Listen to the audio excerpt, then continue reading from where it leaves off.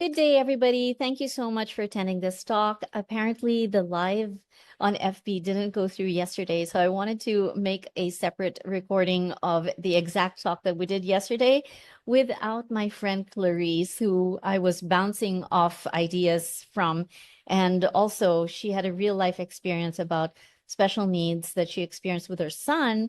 And it was, conflicts that landed during pregnancy. So maybe Clarice and I will have a different topic or a different time for us to talk about that separately.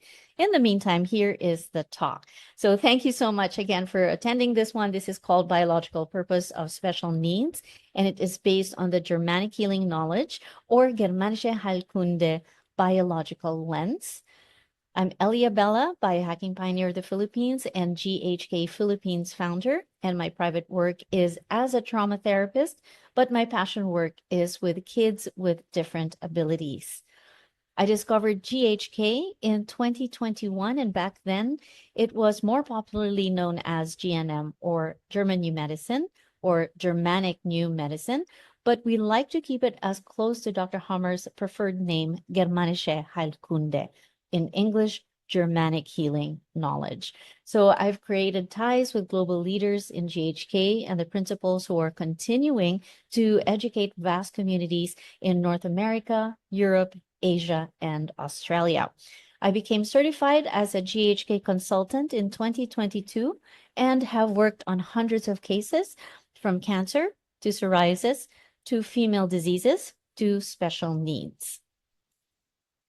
In my basic workshop, I talked about Germanische Heilkunde, in English, Germanic Healing Knowledge, as being discovered by this amazing person, Dr. Ricke Gerd Hammer.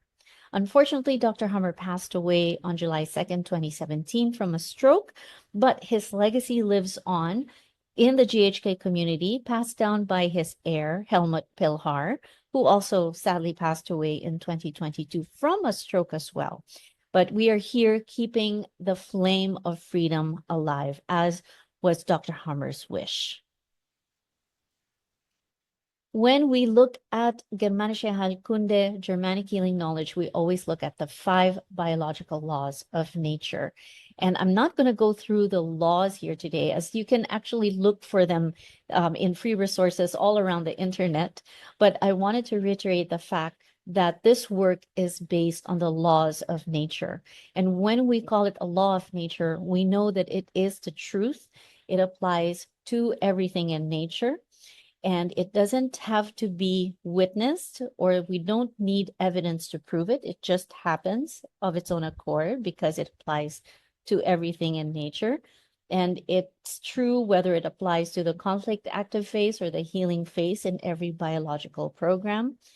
And it can be replicable and actually predictable. For example, you know that a child will be born within 9 months. So these are the laws of nature, and this work is based on that.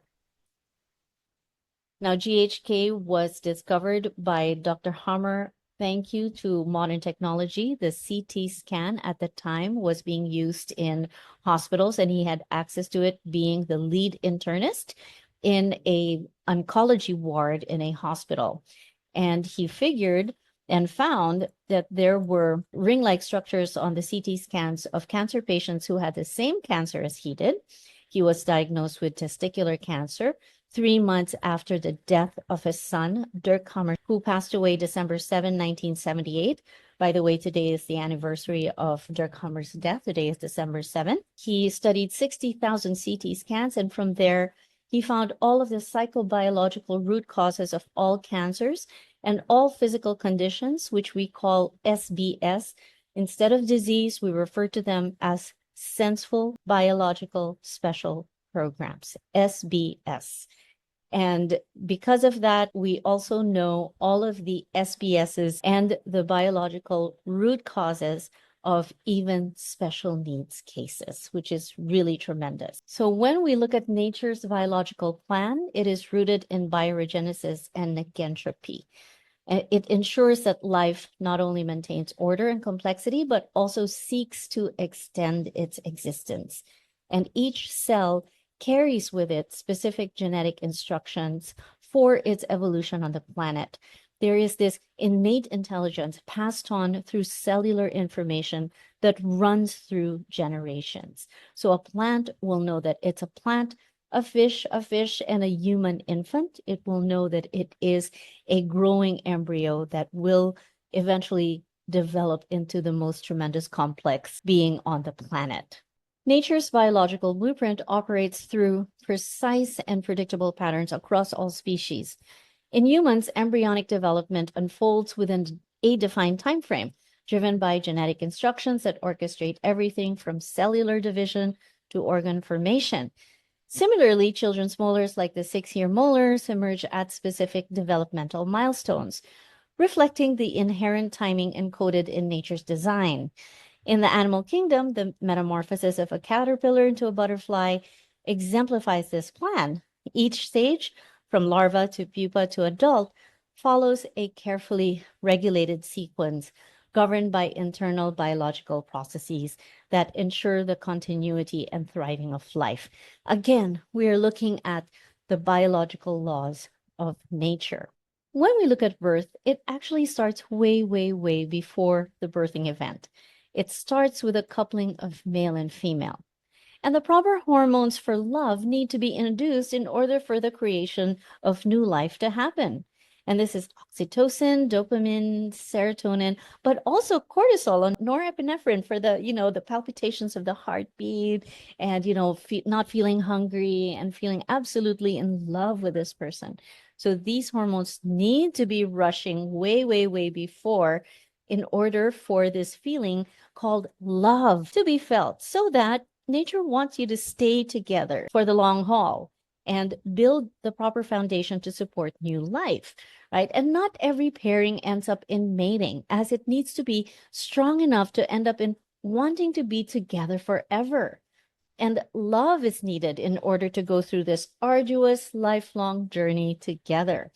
And with the biological role of the father as provider and protector of the mother, and the mother as a nurturer and giver of life. When you look at this picture, you're looking at K-drama, you're looking at fantasy, fairy, love, rom-coms.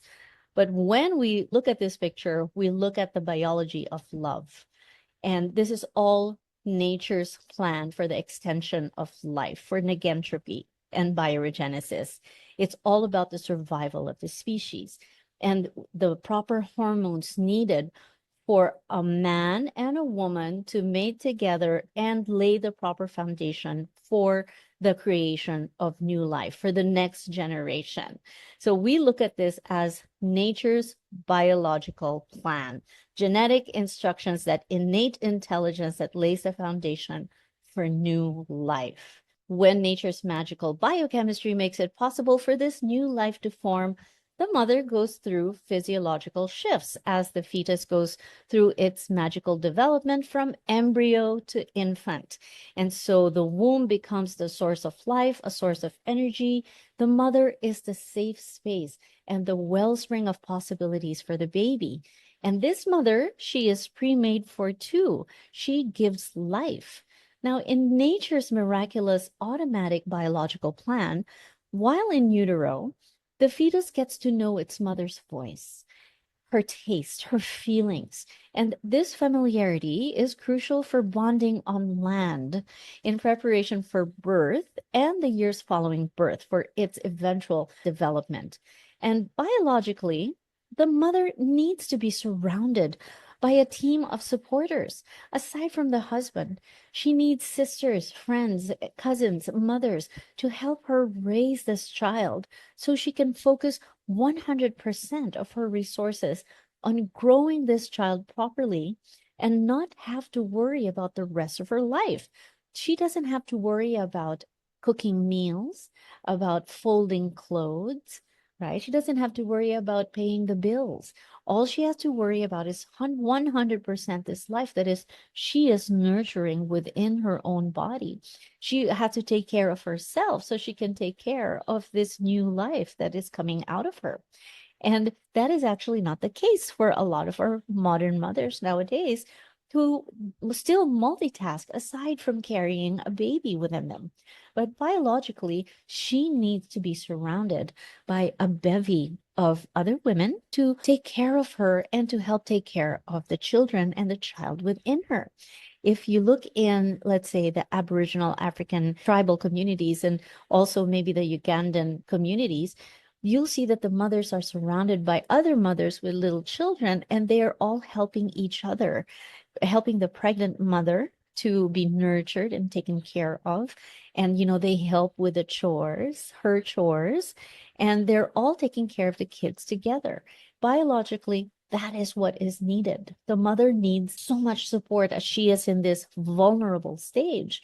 And even more vulnerable is that new life is developing inside her. And this is how vulnerable this new life is. The baby's nervous system is the mother's nervous system. And here is the nervous system of the baby. Weeks 1 to 4, the tiniest beginnings, a poppy seed-sized embryo starts forming. And this is what the central nervous system looks like, the brain and the spinal cord. It's so tiny, and it is protected by the amniotic sac and nourished by the yolk sac. Weeks 5 to 6, there's rapid growth that kicks in. The heartbeat starts, and layers develop into the brain, the heart, and the organs. So this is a living being inside you, even if it's so tiny. Week 7 to 8, it's taking shape. The hands and the feet form, the brain grows rapidly, and tiny movements begin. Weeks 9 to 12, big milestones. There are fingers and toes that appear, facial features will appear. Again, we're only looking at the brain and the nervous system here, but you can see its development. The placenta takes over, nourishing the body. Week 13 to 20, there's hair that grows, there's light sensitivity that starts, and mom will feel the first kicks from the baby. Weeks 21 to 30, here's the brain at 6 months. There's rapid development. The baby skin smooths, the bones harden, and the brain grows connections for learning. Again, the baby is starting to hear mother's voice, starting to know her, starting to feel her feelings, and starting to also even taste her, what she's eating, the hormones that are rushing in, the baby is feeling. So this is a living being inside you that's already perceiving the world, that's already sensing itself and sensing the mother, or sensing the world through the mother. And the final touches at 9 months, getting ready for birth, look at the brain. It's practically formed, but still needs more nurturing and development. But it's already pretty much the development, it's rapid within 9 months. So these are the final touches. There's fat that builds up for warmth. The lungs are maturing, getting ready to scream for the first time to awaken its nervous system, and the baby gets ready for life outside.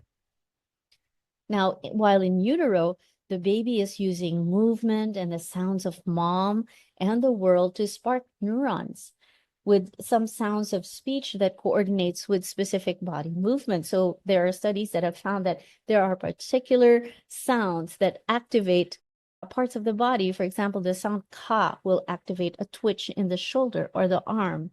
So they're actually interacting with the outside world with mom as their secure base. So it's quite crucial why the mother needs to take care of herself while taking care of that life inside her. So at birth, the infant never stops moving its head, its body, its limbs, as its brain is designed to interact with the gravitational pull of the earth and the laws of physics to spark neurons and learning. It needs to know about its home base, and this baby will progressively use its body and move in this way, like rocking, crawling, rolling over. It will move in a vertebrate and prevertebrate manner, like a fish and then like a lizard or frog, mostly derived from codes in the older parts of the brain. So they're mostly in the reptilian nervous system here. So mother is always the home base. They are the same person up to 9 months.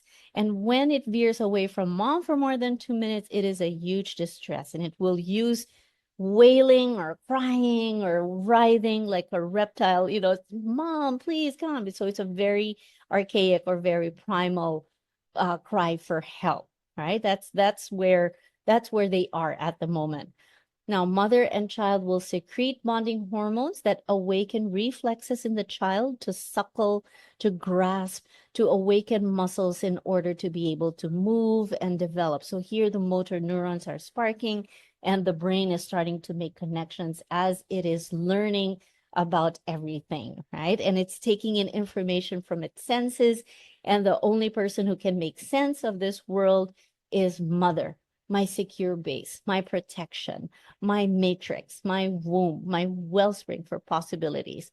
Mom is my world. But of course, nature acknowledges the two-parent privilege, as father plays the life coach who guides children to venture out into the world away from home around 7 years old. So from birth to 6 is mother, mother, mother. 7 years old, well, father is there, right? And dad is a crucial player in this. Of course, nature wants you to have two parents because they really play crucial biological roles in the success of rearing new life. And dad is the provider and protector of mom, especially when she has new babies to carry in her womb. Dad will take care of the older siblings. And dad is the one that takes the child out into the world and shows them the world and protects them. He's the solid foundation for this new adventure away from home. But of course, mom will always be home based, right? So this is nature's biological plan for success and the reason why we have male and female from the very start falling in love and having those hormones so that they would stay together forever. As long as those love hormones, feel good hormones are there, that will ensure that this couple will stay connected together forever, ideally, so that the new children, the new life, who will become future parents of their own children, will just pass down. That's how nature ensures success. When we look at this development of the child's brain, 90% of the child's brain is developed before 5 years old. So it's full of neurons, full of learning potential, full of curiosity. And therefore, the child requires guardianship and mentorship of parents or caregivers. The mother as a secure base from birth to about age 7, the father as a provider of resources and protector of the mother as she goes through multiple birthings. And the mother and the father are the essential forces that provide nurturing, protection, and guidance, allowing the child to thrive, adapt, and grow into their fullest potential. This is in alignment with nature's plan, with the biological laws of nature. Ideally, this is how it needs to happen. But we are living so unbiologically, right? Modern life pulls us away from living in harmony with nature, and it disrupts the biological blueprint designed for our optimal growth and well-being. We have separation from working mothers, putting children in daycare or big school, are terribly noisy environments, right? There's so much stress around us with sirens and construction, all of these condos that are being built around us. There is no quiet anymore. We can't hear the birds. We can't hear the singing, and we can't even hear just the quiet of nature. And of course, there are stressful home environments which interfere with healthy brain development of young children, over disciplining, parents who are too stern with children, patchwork families, broken homes, too many moves, which can be disruptive to a child's learning brain, moving schools, moving homes, moving countries. And this disconnect has contributed to a rise in developmental delays, chronic illnesses, mental health challenges. And these are signs of how modern living is at odds with the intricate plan that nature created for human flourishing. And when a mother experiences distress and has a flood of cortisol, the baby also feels these feelings, whether in utero or not. And the baby is extremely attuned to the mother's biology because its nervous system comes from hers. When their secure base is no longer secure, they feel unsafe in the world and they have no agency to make sense of what is happening to them. All they know is that they're suffering and they feel this high level of discomfort. So now let's get into Germanische Heilkunde and look at how conflicts land in our biology. So when we look at the first biological law of nature, the iron rule of cancer, iron because it is always true. Initially, Dr. Hummer believed this law only explained cancers, but soon he realized that it also applied to other conditions like the common cold, loss of smell, diabetes, hives, psoriasis, everything. And these conditions, while not involving cell growth like a tumor or cell loss or osteolysis, they follow the same principle. And in Germanic Healing Knowledge, the term cancer is avoided due to its anxiety-provoking nature.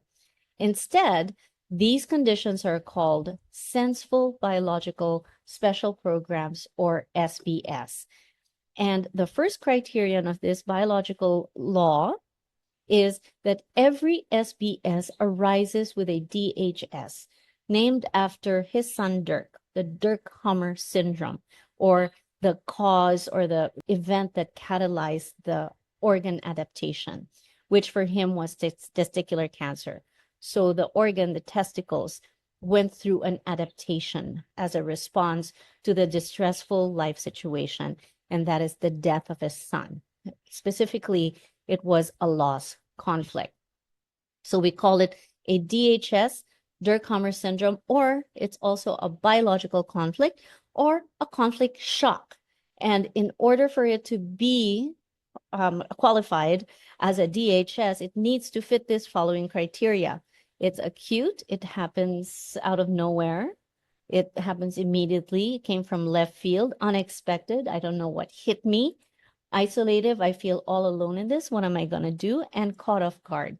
You feel you don't have the resources to overcome it at the moment that it happened. It's like, I don't know what to do. I'm not sure how I'm going to deal with this. So it needs to fit this 4 criteria in order for it to be a biological conflict or a DHS. So this is very important to know, as this is the same kind of conflict that will land in the psyche of our children that undergo the SBSs that we qualify under special needs programs, that they also felt it as acute, unexpected, they feel all alone, and they're caught off guard. And children always feel caught off guard because they don't have agency. They don't know how to make sense of the world because you are their secure base, and their secure base doesn't feel so secure anymore. And so when we look at conflict content, each organ will have a conflict content. So the conflict's nature dictates the affected organ and the brain region controlling the Senseful Biological Special Program. And you can see here very common SBSs listed on this page. You'll begin to understand that each organ has its own brain or has its own language. And when people tell me what cancer they have, more often than not, I already know what's going on in their lives.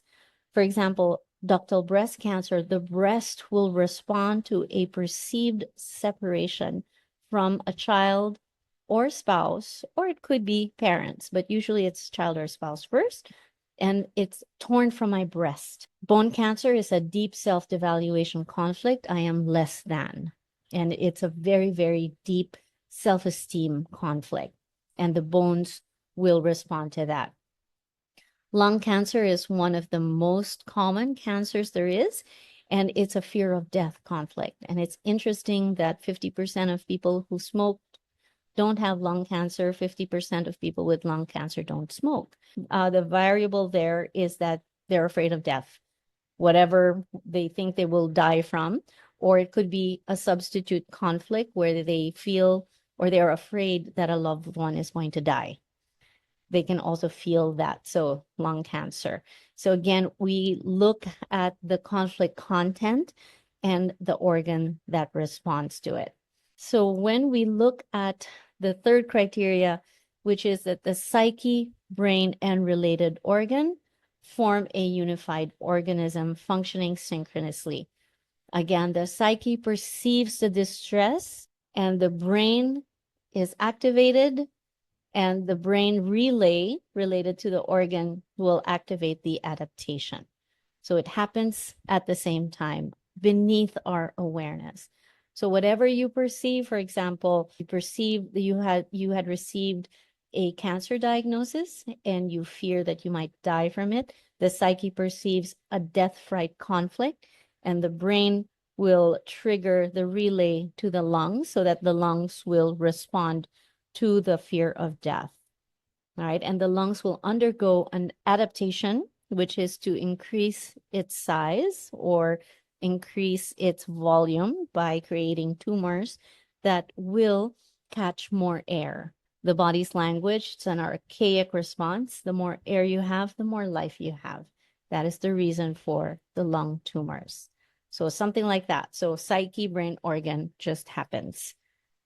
Okay, then we look at special needs programs, and we look at them. One of the most common is the autistic constellation, Down syndrome, and ADHD. So it's the same thing.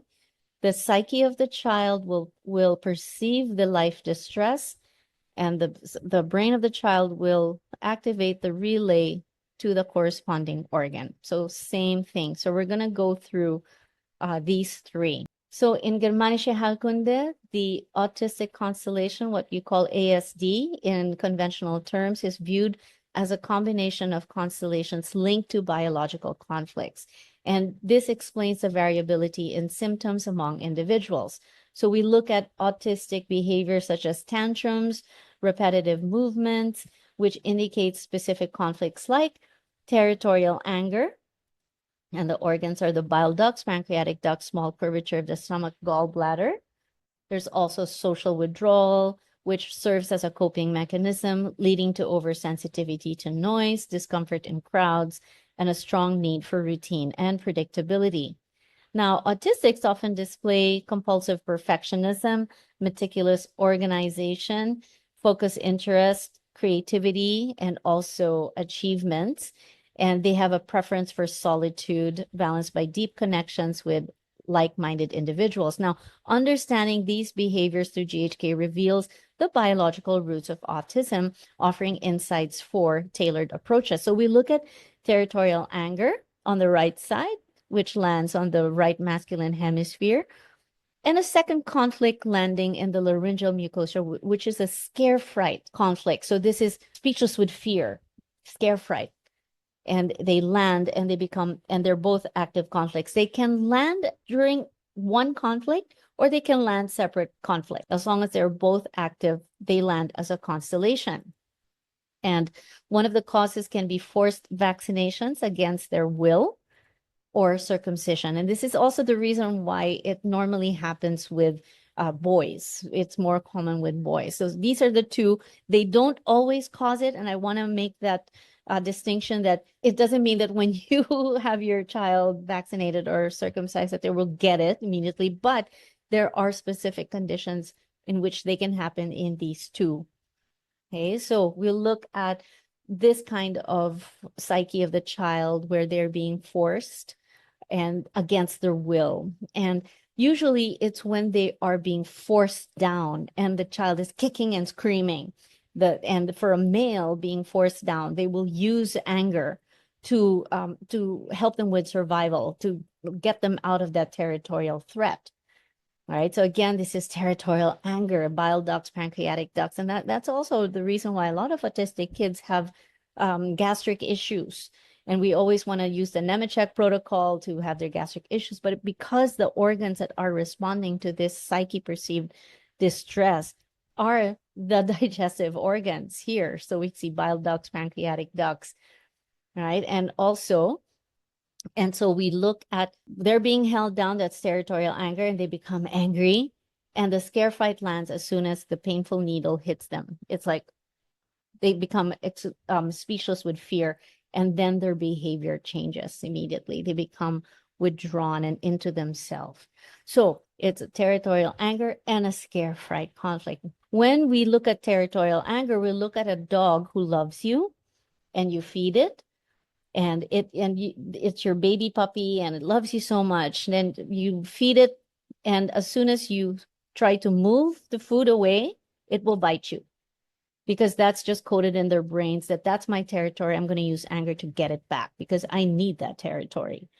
it will bite you. It's just coded there, and it's just a immediate, nanosecond relay that that's mine. So it's the same code that we find in the brains of human beings, right? And you would see that this is my territory is being threatened. I'm being pushed down against my will.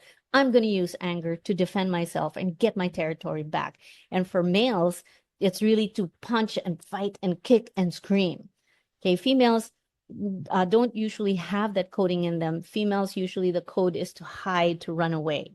But for boys, it's to fight back, and they use anger as a survival mechanism. So it's a territorial anger, and then as soon as the needle hits, it makes them speechless with fear. So that is the autistic constellation. For female children, they have a different conflict. They need to feel first a scare fright conflict, and then a territorial anger. So it's a different relay for female brains. It's a different brain, a different perception. And yes, it can happen, but there will be really specific events, life events that will trigger that. And I do have friends who are females and in the autistic constellation. Now, not all children who are vaccinated will have the autistic constellation because some of them are okay. I don't think there are really children that will smile when they're being injected this way, but this is just to illustrate that it depends on the psyche of the child. It also depends on the way it's being administered to them. That if it's a very friendly doctor or nurse that is doing it, then they will feel at ease and they will feel okay. And then the psyche perception is like, this is okay. I'm not in danger. I'm actually safe. And that is the reason that even there are millions of children who are vaccinated, but not all of them fall into the autistic constellation. It's because of this variable right here, the way it is administered and the psyche perception of the child. So there is a reason, a biological purpose for these biological conflicts. It's because they feel unsafe and they need anger to get back their safety, to get back their territory. And the scare fright, when they're speechless with fear, they withdraw within themselves. So it's like hiding within themselves so that they won't be seen or heard by the predator, by the danger that is in front of them. Instead of fighting back because there's too much fight to be fought and I don't have the resources to fight, I'm just going to withdraw. I'm just going to, move away and hide. So that is the survival archaic response in our organs. Now, when we look at ADD, we look at learning difficulties, right? Attention deficit disorder. This can start after the separation from one of the parents or from both. And it can also happen after a move or change of school, which involves separation from schoolmates and my friends, after a new sibling was born who gets more attention. It can also be after a mother goes back to work, right? Or when the parents constantly argue, too busy to spend time with the child. So we would look at this as a brutal separation. So a brutal separation is either wanting to be separated from a person or not wanting to be separated from a person. So this could be like a severe or a cruel separation. And brutal separations manifest in the periosteum, and this is found in the post-sensory cortex area. Okay, and brutal separations can manifest in the body through specific correlations, like the arms unable to hold someone or a beloved pet, the hands feeling as though a cherished one slipped away from your hands, legs and ankles wanting to push someone away, or feet and toes linked to an undesired move. So I miss being in this place. And the periosteal nerves around the eye socket reflect a visual separation conflict, such as losing sight of someone dear. So the periosteal nerves land on the post-sensory cortex area. And when it lands on both sides, again, we call that a constellation. And this would be a brutal separation from mother and father. And it could be because they are separated or they're both working and I don't know where they are. They're never around. Or, both parents left and left the kids with a grandmother or things of that nature. I can also be leaving my siblings, leaving my classmates. It will land as a constellation. And when it is a constellation, meaning it lands on both hemispheres, so both hemispheres are right and left, it can create a change in the brain's frequency and a change in behavior and manifest as ADD, or attention deficit disorder. And the loss of short-term memory protects the child from remembering the separation from mom and dad, and also separation from siblings or classmates when they move to a different school, move to a different neighborhood. Or it also helps them separate themselves from the person that they want to be separated from, that somebody that they live with, that they want to be separated from. The loss in short-term memory kind of protects them, right? And when this short-term memory, loss of short-term memory, happens in the elderly who are separated from their kin because of death, separated from their loved one, their spouse, from their friends, from their siblings, and this separation, they lose memory because it's a protective construct of the brain. We call it Alzheimer's. So it is also a separation conflict. Right, so we call it ADD when there is that attention deficit disorder.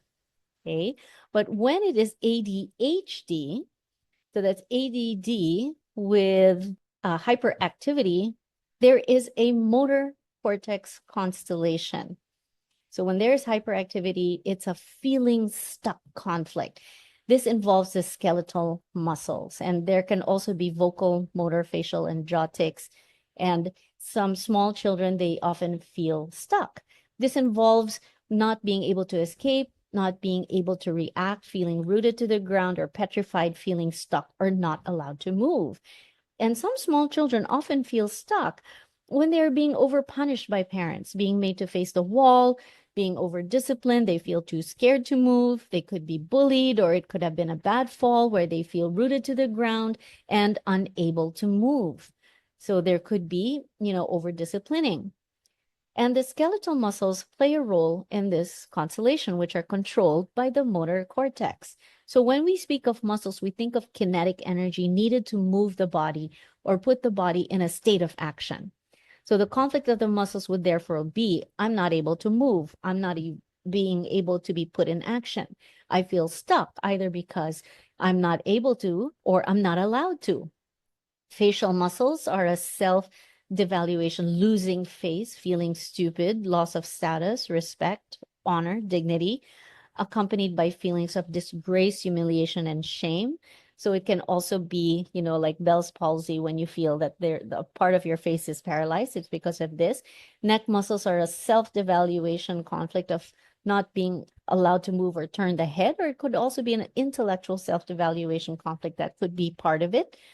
And the biological conflict of the jaw is a self-devaluation conflict of not being able to bite a bigger dog or bite an opponent, a competitor, a colleague, a classmate, a teacher, a relative, a neighbor, or figuratively not being able to say something or express oneself.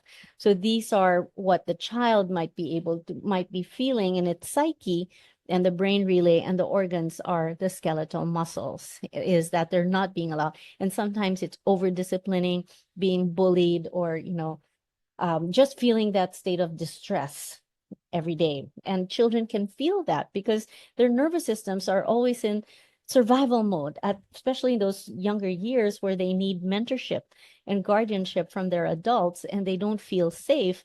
They're always in hyperarousal. And so the hyperactivity is the healing phase of this stuckness. So the muscles weren't able to move, and now hyperactivity is a hypercorrection of that stuckness.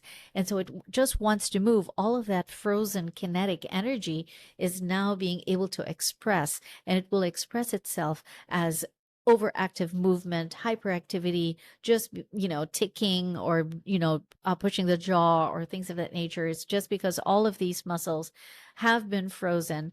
And now I'm just going to express them all out and take them all out and just remove it from the body because it's frozen in the body. So it's kind of like when an animal, a prey animal, plays dead because there's a jaguar that's, that wants to eat it, and it plays dead. Then the jaguar leaves. Then the animal is paralyzed. And after a while, you will see it shake its body and vigorously. It will shake its head, its torso, its neck vigorously, and then it will shake its legs, and then it will stand up and run. So that shaking is kind of like our hyperactivity for the kid who was stuck. And now it can kind of shake itself back into action. And it's frozen movement that's finally being put back in action. And that is the biological purpose of hyperactivity. Hearing constellation, which is a constellation behind Down syndrome, right? And so in GHK, hearing conflicts can cause extreme noise sensitivity and can originate in utero, where the fetus perceives sounds amplified through amniotic fluid. Noise from tools, machines, or yelling may trigger biological shocks. So, for example, circle saws, ambulances, and sirens, ultrasound, which hides the mother's voice. It drowns out the mother's voice and heartbeat. Remember, I was saying in utero, where we were looking at the embryonic development through the weeks, the baby is listening to mom's voice and learning about her and getting to know her. And also it hears her heartbeat, her stomach grumbles. And when there's too much ultrasound, it drowns out her voice and her heartbeat, and the baby feels isolated and alone. And it's a great conflict. Like, where's mom? And the hearing, it's trying to hear the voice, and the hearing constellation of conflict is, I can't hear it. And so there is an adaptation. Again, the psyche perception of where's mom's voice goes into the brain relay of the ears, of the inner ear, trying to hear, and I can't hear it. And it can also be drowned out by ambulances, shouting voices at home, too many arguments. I don't want to hear this distressful shouting at home, or these circle saws. So it's a hearing conflict, but it happens usually in the first trimester of pregnancy, where the brain stops development. It disrupts the cycle of development. So it kind of interrupts the natural cycle, the blueprint of development, because the biology or nature wants you to resolve the conflict at that point before it continues development. So it will arrest it first, that they're giving you the opportunity to resolve that conflict first before we progress, before we continue with development. Here's a wonderful case in GHK, the case of Anna, who was able to resolve one of her double hearing conflicts. And she had her conflicts because of circle saws first, and then jackhammer. So there was construction going on. And the biological solution was to keep her in a quiet atmosphere, to keep the conflict from relapsing. And once one side of the constellation is resolved, the biology can continue its development toward maturity, and you can see her features here practically normalize. And stories like this is very possible, especially if tackled in the early years. And from what I understand, there are different degrees to Down syndrome, where some children are close to neurotypical and some have a deeper conflict that disrupts development. And the goal is really to maximize their fullest potential and help them live a happy life. So now we understand the biological purpose is really, we want to hear. And when you understand that your child has Down syndrome, it's a hearing conflict, then you can find solutions to protect their hearing, to help them come back, so to help the brain feel safe so that development can resume, right? The natural progression of evolution can finally resume. So these possibilities, knowing the GHK lens, is really crucial. And we need to be conscious about how we are living unbiologically, and without thinking of the biological changes and repercussions on the young growing brains of our children, who rely on us for protection, resources, and learning about the outside world. And the more we become aware of the biological purpose of their physical and behavioral deficits, and know that they are simply mirror reflections of their nervous systems crying for help, the more we can focus on finding biological solutions to ease their brains, which is always in constant survival mode. A part of it is also easing our own nervous system so that they have a solid foundation to draw strength from. And with that, I am so thrilled to invite you to Dr. Sasha's exclusive 3-day Germanische Heilkunde live event happening in Manila from December 27 to 29. And this is your chance to learn directly from one of the world's foremost experts in GHK, a groundbreaking approach to understanding the biological laws that govern our children's health and well-being. And you're going to discover what we did here was to learn about the biological root causes which impact our psyche, brain, organ connection, to explore the biological purpose of special needs cases and how to support them meaningfully. So he will be presenting real life success stories and real life cases. We will understand how to apply GHK principles for yourself and for your beloved children. We're going to witness all of these life case studies that demonstrate GHK in action. And this is really more than just a seminar. It's an empowering journey to take control of your health, your child's health, gain a new perspective on your healing and their healing, and reconnect with the wisdom of your biology.